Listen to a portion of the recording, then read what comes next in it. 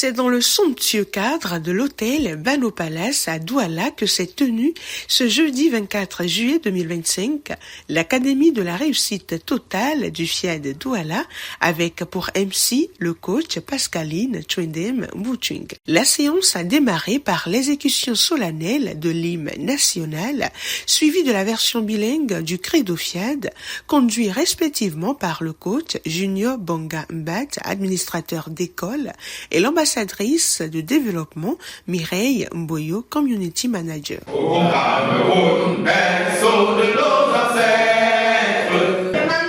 m'engage. À parler de santé. I commit myself. To talk about health.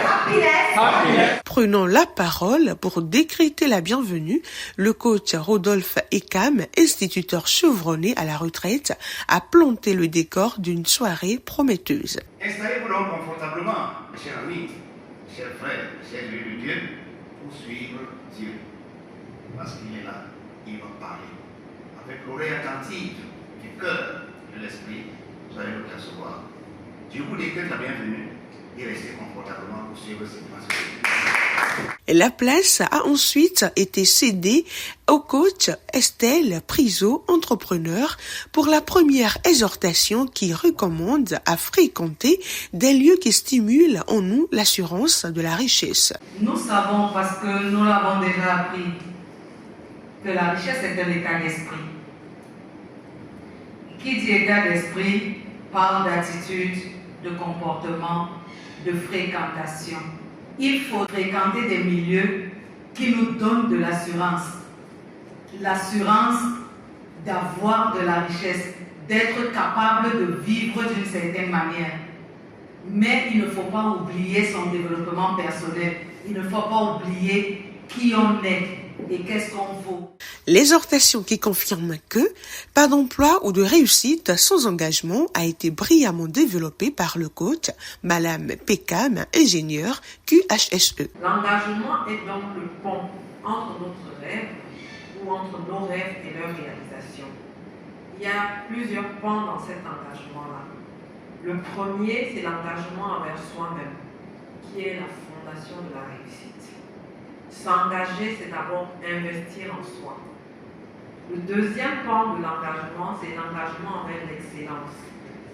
Ce pan de l'engagement est la clé de l'employabilité. Oui, l'engagement se traduit par l'excellence. Le troisième pan, c'est l'engagement envers les autres. C'est-à-dire créer un réseau ou en avoir un et mettre l'éthique au centre de ses actions.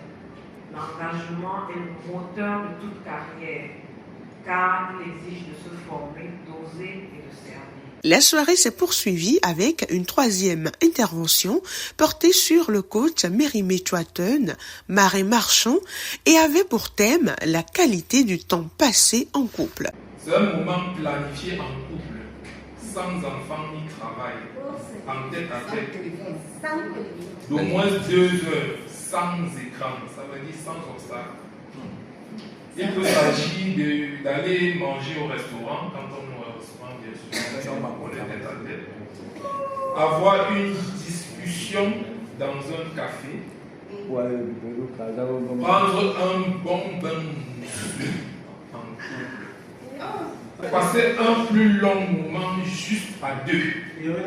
Déconnecter du reste du monde permet de passer une bonne quantité de temps de qualité. Cela reste dans les souvenirs et nourrit des moments plus difficiles. Après une parenthèse festive animée par le showtime, la quatrième exhortation a été menée par le MC qui, dans une approche simple, a souligné l'importance de la programmation pour avoir une santé. Choisis le développement personnel, choisis donc l'opness et les 10 pouvoirs du développement personnel, mais aussi la programmation, c'est choisir la santé. C'est choisir cette force intérieure qui fait et fera toujours la différence en matière de santé. Pour une programmation réussie, le logiciel de restauration et réussite intégrale et le logiciel de l'argent 9 fois le matin, 9 fois à midi, 9 fois le soir, ceci à haute voix et en marchant. À nous de jouer, de passer à l'action encore et encore pour une vie plus paisible.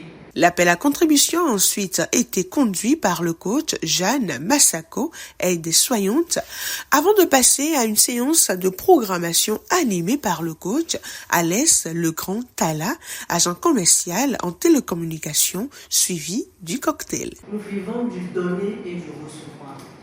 Si nous ne donnons pas, nous ne recevons pas. Et nous devons donner avec joie. Parce que si nous comptons ce que nous donnons à Dieu, Dieu aussi va compter ce qu'il va nous donner.